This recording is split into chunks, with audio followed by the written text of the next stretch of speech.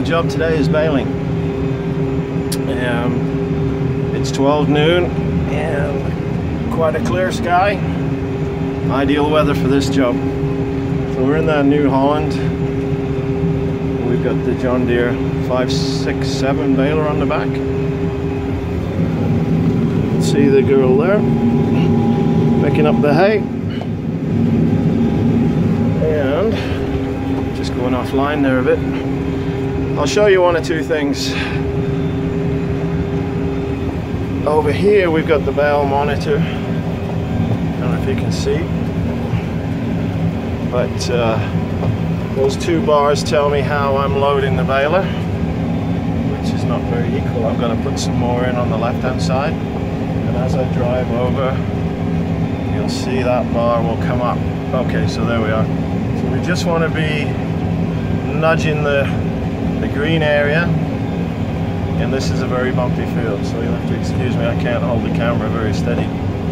But we got all sorts of things on here. Basically it's a mini computer. Starting here we got twine or net, and we've got controls here for operating the twine arms, and then we've got different sizes of bales where you can set the size, and you can set where the string goes on the bales and all that good stuff. There's also a bale counter, and those numbers there tell me how big the bale is. So we're 70 inches, so we're gonna have to stop in a minute. We're stopping right now. So the bale is approximately 6 feet in diameter, and what we're doing now is we're wrapping string around the bale. You can see two little white wheels spinning around. They're telling me that the string is loading from both sides. If you look up there, you'll see a gauge, and there'll be a pointer pointing in the red. That tells me that the bale chamber is full. I'm up to my 6 foot. Maximum on this baler is 6 foot. What else can I say? It'll just take a few more seconds to finish wrapping that bale, and then we're going to kick it out, and I'll show you what happens then. And watch that little arm down there. There we go, that's gone over. The beeper tells me stop wrapping, and there's two little arms, two twine arms that have poked back out there on the other side of the drawbar, right in the right hand side. So, okay, so now the bale is spinning aimlessly. What we do is we go over here to my throttle memory, where I shut the baler down, or I shut the PTO speed down to about 1,000 engine RPM over here, which you can probably not see, but anyway, and that's about 500 PTO.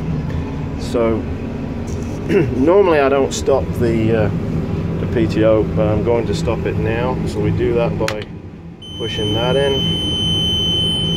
That's just a bale warning telling me that I'm oversized. It's got just 72 inches. We'll just ignore that. So I'm just going to back up a bit, put the baler at an angle, so you can see it kick out the bale. Okay, so we're at a bit of an angle now, and look in the mirror, and then you'll see the back of the baler open up.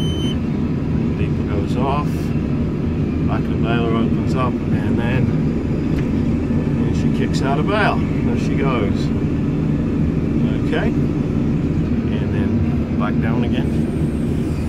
Moving the remote valve here, or the spool valve, whatever you want to call it. Wait for it to come down. Here we go, cluck dunk. If it comes down with a dull thud, you've got problems because the latch hasn't stuck on the gate. And if it comes down with a cladunk like it did then you know that the latch is fastened properly and the baler is clamped shut.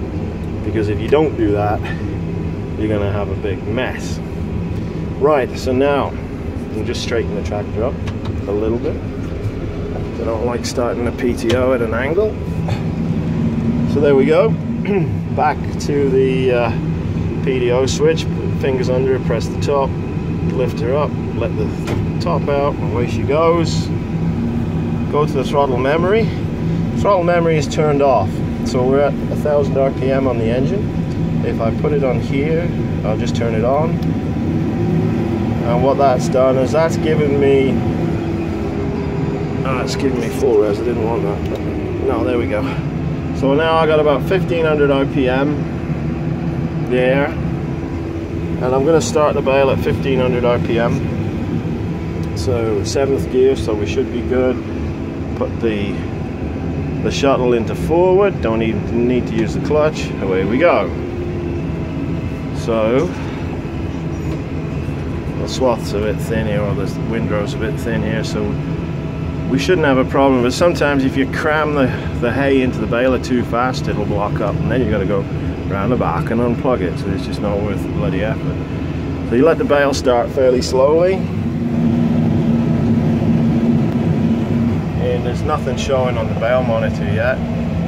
Some numbers will pop up in a minute. There we go, 22. So it's around 22 inches in diameter.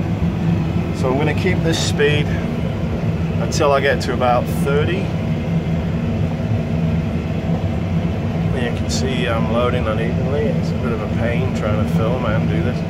So what are we at now? We're at about 28. 29, that's close enough. Go back down to the throttle memory. Speed her up a bit. So now we're doing 1900 RPM, 900 on the PTO. I don't usually run at 1,000 on the PTO. I find it does a better job running at about 900. So there we are. That's how you make and tie and kick out a bale. So you just try to drive straight, load the bale chamber equally. There we go, it's not too bad. Get the bars fairly high up, and then you know you're cramming it in pretty fast. And yeah, so there's baling for you. And when I turn the camera off, I'll go up a couple more gears. Okay, well, it's lunchtime. I'm not stopping. I'm going to grab a sandwich on the go and have a cup of tea. Oh, there's a little kestrel sitting on that bale. I wonder if you can see him. Can you see him? There he goes. Yeah, there he goes. He's been bale hopping all day.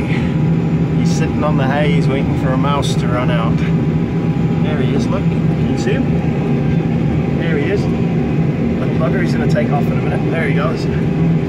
So yeah. So we're playing tag with the wildlife. All good fun. Take care of yourselves. Bye for now.